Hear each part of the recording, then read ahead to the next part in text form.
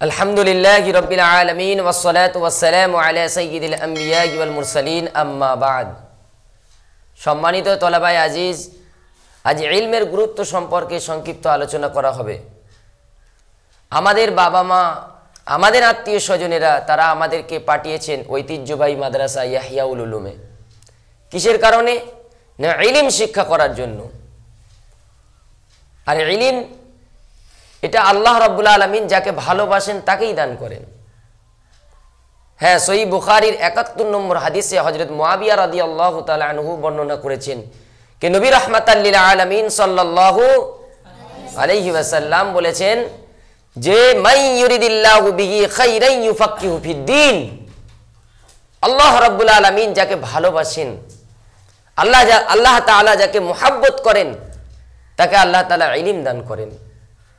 এই হাদিস দ্বারাই দিনের আলোর মতো স্পষ্ট হয়ে গেল যে আল্লাহ রাব্বুল আলামিন বেঈমান বেদিনদেরকে দুনিয়ার ধনসম্পদ দান করেন, দান করলেও কিন্তু আল্লাহ যাকে ভালোবাসেন তাকে ইলম দান করেন। সুবহানাল্লাহ। সেই ইলম আমরা শিখতে এসেছি, সে কোরআন আমরা শিখতে এসেছি। আল্লাহ রাব্বুল আলামিন ইলমের কারণেই মানুষের শ্রেষ্ঠত্ব প্রকাশ পেয়েছে। সূরা বাকারার ৩১ নম্বর আয়াতে আল্লাহ তাআলা বলেন, ওয়া আল্লামা আদামাল আসমাআ কুল্লাহা সুম্মা আরাদাহুম আলাল মালাইকাতি ফাকালা আনবিউনি বিআসমাই হাউলাই ইন কুনতুম সাদিকিন। আল্লাহ রাব্বুল আলামিন আদম আলাইহিস সালামকে সৃষ্টি করার পর তাকে সমস্ত সামগ্রীকে নাম শিখিয়ে দিলেন। আর ফারিস্তাদেরকে গিয়ে বললেন, হে ফারিস্তারা, তোমরা যদি সত্যবাদী হও তাহলে এই নামগুলো বলে দাও। ফারিস্তারা আল্লাহকে বললেন, আল্লাহ, আপনি আমাদেরকে যে ইলম দিয়েছেন, যে শিক্ষা শিখিয়েছেন সেটুকুই জানি, এর বেশি কিছু জানি না। তখন আদম আলাইহিস সালাতু ওয়াস সালামকে আল্লাহ রাব্বুল আলামিন বললেন, হে আদম, তুমি এই জিনিসগুলোর নাম বলে দাও। আদম আলাইহিস সালাম সমস্ত জিনিসের নাম বলে দিয়েছিল। তখন ফারিস্তারা সবাই সম্মানের সাজদা করেছিল। তাহলে এই আয়াত দ্বারাই দিনের আলোর মতো আমরা বুঝতে পেরে গেলাম যে ইলমের কারণে আদম আলাইহিস সালামের শ্রেষ্ঠত্ব প্রকাশ পেয়েছিল। সুবহানাল্লাহ। সেই ইলম আমরা শিখতে এসেছি। ইলম শিক্ষা করতে হয় আল্লাহর জন্য। সম্মানিত তলাবায়ে আজিজ, আল্লাহ রাব্বুল আলামিন হীরা গুহার প্রথম ওহীতেই আমাদেরকে জানিয়েছেন, ইকরা বিসমি রাব্বিকাল্লাযী খলাক, পড়ো তোমার রবের নাম নিয়ে পড়ো। আবার ৩ নম্বর আয়াতে আল্লাহ তাআলা বলেছেন, ইকরা, তোমরা পড়ো।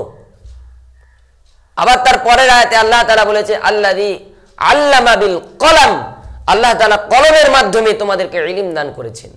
উদাহরণস্বরূপ ইমাম বুখারী, ইমাম তিরমিজি, ইমাম আবু দাউদ যদি কলম না চালাতেন আমরা কি হাদিস পেতাম না। তো আল্লাহ রাব্বুল আলামিন কলমের মাধ্যমে আমাদেরকে ইলম দান করেছেন। আর আল্লাহ তাআলা বলছেন, তোমরা পড়ো, লেখাপড়া করো। সেই লেখাপড়া করার জন্য আমরা মাদ্রাসা ইয়াহইয়াউল উলুমে এসেছি। আমরা সবাই মেহনত করব ইনশাআল্লাহ।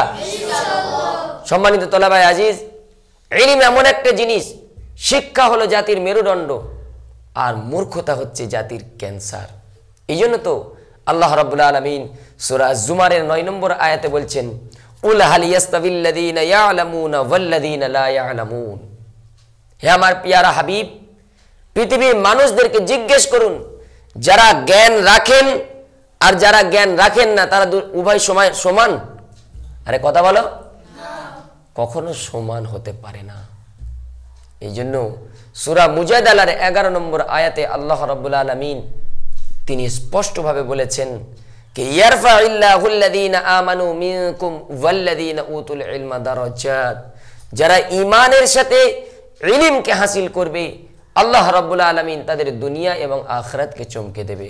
সুবহানাল্লাহ। এই জন্য ইলম শিক্ষা করব কার জন্য? কাকে রাজি খুশি করার জন্য?